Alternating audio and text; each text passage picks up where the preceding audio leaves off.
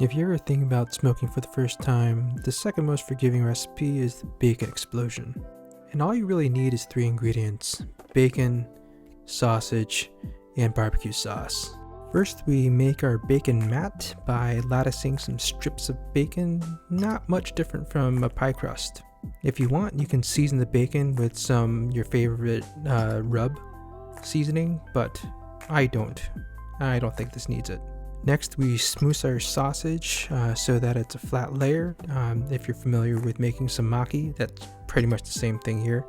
And we're going to lay some crispy bacon and some barbecue sauce, and now we roll it up. You can use pretty much any kind of sausage that you want. I like maple because when smoked it gives a nice sweet mapley flavor.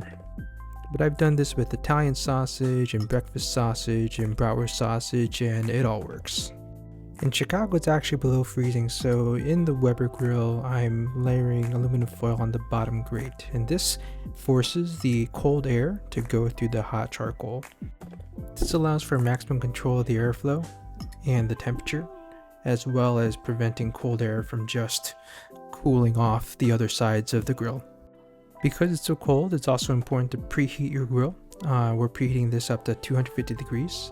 And also this heats up the grill grates, that makes it easier to wipe clean with some oil. I'm just wiping the grill grates with a paper towel that's been dipped in regular vegetable oil. You can see the chunk of wood that I put next to the hot charcoal is about smoldering, so we're going to lay in our log. We're going to roast this log until it reaches an internal temperature of 160 degrees, but at 130 degrees we're going to rub some barbecue sauce. You can use pretty much whatever one you like. I not gonna lie, I like Sweet Baby Ray's. Come on. Once it hits temperature, we're going to move it over to the hot side of the grill and let that bacon crisp up a little bit. Yeah, that's looking pretty good. Let it rest for about 10 minutes and slice to serve. But first, gratuitous bite goes to the chef.